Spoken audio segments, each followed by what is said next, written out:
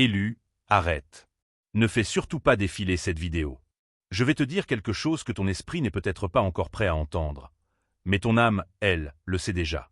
Depuis quelques jours, quelque chose a changé autour de toi. Tu le sens sans pouvoir l'expliquer. Comme une pression invisible. Comme si l'air était devenu plus lourd. Comme si une porte était en train de bouger dans le monde spirituel. Juste avant de s'ouvrir. Et écoute-moi bien. Tu n'es pas tombé sur cette vidéo par hasard. Non. Au milieu de tous les contenus que tu aurais pu regarder aujourd'hui, Dieu a bloqué certaines distractions pour t'amener ici. Maintenant, pour cette conversation précise. Parce qu'il y a une saison qui se termine dans ta vie. Et cette fois, ce n'est pas une petite amélioration. Ce n'est pas « ça ira mieux bientôt ». Non. C'est un renversement. Un basculement brutal. Le genre de changement que personne autour de toi n'avait vu venir. Tu attendais quelques gouttes. Mais le ciel prépare un torrent. Tu priais juste pour respirer un peu financièrement. Mais ce qui arrive est capable de changer le destin de toute ta lignée. Et ça te fait peur. Oui. Parce qu'au fond de toi, tu sens que quelque chose approche. Dis-moi la vérité. Est-ce que ces derniers jours, tu t'es réveillé au milieu de la nuit sans raison? Est-ce que ton cœur battait bizarrement? Est-ce que tu regardais le plafond à 3 heures du matin avec cette sensation étrange qu'un événement allait arriver? Pas un simple stress. Pas juste la fatigue. Une agitation profonde. Comme si ton esprit essayait de capter quelque chose que tes yeux ne voient pas encore. Tu sais ce qui est fou? Beaucoup appellent ça de l'anxiété. Alors qu'en réalité, certaines saisons spirituelles commencent d'abord par des turbulences invisibles. Avant qu'un avion décolle, il tremble. Avant qu'une femme accouche, son corps entre en douleur. Avant qu'une saison change, l'atmosphère devient instable. Et toi, tu es exactement dans cet entre-deux. Entre la souffrance que tu connais et la vie que Dieu prépare. Mais attends, ne crois pas que cette bénédiction va seulement tomber du ciel comme un billet de loterie. Parce qu'il y a quelque chose de plus profond que l'argent. Il y a ton état intérieur. Et c'est là que la plupart des gens échouent. Tu connais des personnes qui gagnent beaucoup, mais qui finissent toujours brisées? Des gens qui touchent une grosse somme. Puis quelques mois après tout disparaît? Pourquoi? Parce qu'on peut recevoir une bénédiction sans être prêt à la porter. Et toi, pendant longtemps, tu as cru que ton problème était uniquement financier. Mais non. Le vrai combat était plus ancien, plus profond, plus silencieux. Le problème, c'est la blessure que la pauvreté a laissée dans ton âme. Oui, je vais parler vrai aujourd'hui. Parce que beaucoup de personnes sourient devant les autres, alors qu'à l'intérieur, elles vivent dans une survie permanente. Tu sais ce que c'est que regarder les prix avant même de regarder ce que tu veux acheter. Tu sais ce que c'est que prétendre que tout va bien, alors que ton compte est presque vide. Tu sais ce que c'est que porter toute une famille sur tes épaules. En Afrique, certains d'entre vous sont devenus le pilier de toute la maison avant même d'avoir construit leur propre vie. Tu aides les parents, les petits frères, les cousins. Les urgences de tout le monde deviennent tes urgences. Et personne ne demande comment Théoï tu vas. En France, d'autres vivent une autre forme de prison. Le travail, le métro, les factures, la solitude moderne. Tu souris au bureau, mais tu rentres dans un appartement silencieux où ton esprit s'écroule dès que la porte se ferme. Et partout dans le monde, la douleur est la même. Des gens fatigués d'être forts, fatigués de lutter seuls, fatigués de prier sans voir de réponse immédiate. Dis-moi, combien de fois as-tu demandé à Dieu? Pourquoi les personnes malhonnêtes semblent avancer plus vite que moi? Pourquoi ceux qui manipulent réussissent, alors que moi j'essaie de rester droit? Pourquoi je donne autant, et je finis toujours vide? Écoute bien cette vérité. Ton retard n'était pas un abandon. C'était une préparation. Oui, parce qu'il y a des bénédictions qui détruisent les personnes immatures. Certaines richesses arrivent trop tôt et deviennent un poison. Alors Dieu t'a laissé traverser des saisons où tu ne pouvais compter sur personne. Des saisons où tu as été humilié. Des saisons où ton téléphone restait silencieux quand tu avais besoin d'aide. Des saisons où tu pleurais discrètement dans la salle de bain pour que personne ne voie ton découragement. Et ces moments t'ont transformé. Ils ont cassé l'orgueil. Ils ont révélé ton vrai cœur. Ils t'ont appris la compassion. Parce que quelqu'un qui a connu le manque ne regarde plus les gens de la même manière. Mais maintenant, il faut qu'on parle de quelque chose de très sérieux. La vraie raison pour laquelle l'abondance tarde parfois à entrer dans une vie. Et cette vérité risque de te secouer. Le problème n'est pas toujours l'argent. Le problème peut être le vase qui reçoit l'argent. Imagine verser de l'eau dans un seau fissuré. Tu peux verser encore et encore. Ça fuira toujours. C'est exactement ce qui arrive à beaucoup de personnes. L'argent entre, puis ressort immédiatement. Une panne, une dette, une urgence familiale, une maladie, une catastrophe inattendue. Comme si quelque chose dévorait constamment leurs ressources. Mais cette fuite n'est pas seulement matérielle. Elle est émotionnelle, spirituelle, psychologique. Et souvent, elle commence dans l'enfance. Ferme les yeux une seconde dans ton esprit.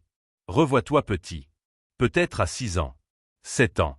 Tu entends des adultes parler d'argent avec peur.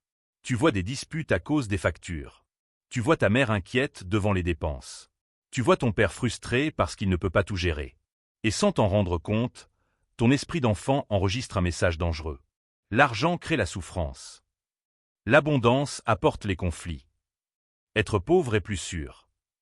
Voilà pourquoi certaines personnes sabotent inconsciemment leur propre réussite. Parce qu'au fond d'elles, elles associent richesse et danger. Et ensuite elles se demandent pourquoi elles ont peur de réussir. Pourquoi elles culpabilisent quand elles dépensent pour elles-mêmes. Pourquoi elles se sentent imposteurs dans des endroits luxueux. Tu veux savoir quelque chose? Certaines personnes ne manquent pas d'opportunités. Elles manquent d'autorisation intérieure. Elles n'ont jamais vraiment accepté l'idée qu'elles méritaient l'abondance. Alors aujourd'hui, il faut casser cet ancien pacte mental. Tu n'es plus cet enfant effrayé. Tu n'es plus obligé de vivre dans la survie. Tu n'es pas né uniquement pour payer des factures jusqu'à mourir épuisé. Il y a plus. Beaucoup plus. Mais pour entrer dans cette nouvelle saison, tu dois relâcher certaines douleurs. Tu dois arrêter de croire que souffrir est une preuve de spiritualité. Tu dois arrêter de penser que tu dois toujours te sacrifier jusqu'à disparaître. Même Dieu veut que ton âme respire. Écoute cette parole profondément. Je restaurerai les années que le criquet a dévorées. Ce verset ne parle pas seulement d'argent. Il parle du temps perdu, des opportunités ratées, des relations détruites, des années où tu as survécu au lieu de vivre. Et Dieu dit, je peux encore restaurer ça. Oui, même maintenant, même après tout ce que tu as traversé, même après les erreurs, même après les trahisons, même après les nuits où tu pensais abandonner. Mais il faut faire une chose aujourd'hui. Tu dois ouvrir tes mains, pas seulement physiquement, intérieurement, parce qu'on ne peut pas recevoir avec des poings fermés par la peur. Alors prends une respiration profonde. Et imagine ceci. Une pluie tombe du ciel. Pas une pluie ordinaire. Une pluie dorée. Lourde, puissante, abondante. Et pour la première fois depuis longtemps, tu n'as plus peur qu'elle s'arrête. Tu la laisses tomber sur toi. Tu la laisses entrer dans ta vie, dans tes finances, dans ta famille, dans ton esprit fatigué. Et maintenant dis-moi, es-tu prêt à laisser partir la version de toi qui a toujours vécu dans la peur du lendemain? Es-tu prêt à guérir? Parce que la guérison précède souvent l'abondance. Et cette guérison commence maintenant. Pas demain. Pas quand tu seras riche. Maintenant. Je veux que tu comprennes quelque chose avant la fin de cette vidéo. Tu n'as jamais été oublié. Même dans le silence. Même quand rien ne bougeait.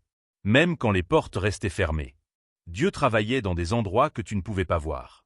Il préparait ton caractère pendant que tu demandais des résultats. Il préparait ta capacité pendant que tu demandais des ressources. Parce qu'une bénédiction sans maturité devient une malédiction. Mais toi, tu as été formé dans le feu, dans les refus, dans les retards, dans les humiliations silencieuses. Et maintenant, tu es plus solide que tu ne le crois. Alors n'abandonne pas à quelques mètres de ta nouvelle saison. Ne laisse pas les anciennes blessures parler plus fort que ton avenir. Le monde t'a peut-être traité comme quelqu'un d'ordinaire. Mais le ciel voit quelqu'un qui a survécu à des batailles invisibles. Et ça a de la valeur. Souviens-toi toujours de cette phrase. Ceux qui ont survécu au désert ne craignent plus les tempêtes. Écris-la quelque part. Garde-la dans ton cœur. Et quand tout commencera enfin à changer, n'oublie jamais qui tu étais dans les jours difficiles. Parce que les personnes qui ont souffert profondément sont souvent celles qui bénissent le plus autour d'elles. Que cette nouvelle saison ne fasse pas seulement de toi quelqu'un de riche, mais quelqu'un de libre. Libre de respirer. Libre d'aider sans te détruire. Libre de vivre sans peur constante. Libre de dormir en paix. Et si ce message a parlé directement à ton âme, alors retiens bien notre mot de ralliement. Élève Théoï. Parce qu'après tout ce que tu as traversé, tu n'es pas en train de finir. Tu es en train de commencer. Attends. Ne pars surtout pas maintenant. Parce que ce qui vient de se passer dans ton esprit est extrêmement important. La blessure a commencé à se refermer. Le poids que tu portais depuis des années commence enfin à quitter ton âme. Mais écoute-moi bien, élu de Dieu. C'est précisément dans les moments de transition que beaucoup de personnes rechutent. Pourquoi? Parce qu'on peut enlever une douleur, sans remplir le vide qu'elle laisse. Et un vide attire toujours quelque chose. Tu comprends maintenant pourquoi certaines personnes guérissent, puis retombent dans les mêmes cycles? Pourquoi elles quittent une saison toxique, pour en recréer une autre quelques mois plus tard? Parce qu'elles ont nettoyé leur vie, mais jamais reconstruit leur intérieur. Et aujourd'hui, on ne va pas faire cette erreur. Non, tu ne vas pas simplement sortir de la pauvreté mentale. Tu vas devenir quelqu'un de nouveau. Écoute cette image. Au Japon, il existe un art ancien appelé le kintsugi. Quand un bol précieux se casse, ils ne le jettent pas. Ils prennent les fissures et les remplissent avec de l'or liquide. Oui, les cicatrices ne sont pas cachées. Elles deviennent la partie la plus précieuse de l'objet. Et toi aussi, tu es ce vase. Toutes les fissures laissées par le rejet, le manque, les humiliations, les nuits de peur. Dieu ne va pas les cacher. Il va les transformer en sagesse, en puissance, en autorité. Ferme les yeux un instant dans ton esprit. Imagine maintenant une lumière dorée descendant doucement sur toi. Pas une lumière froide. Une chaleur.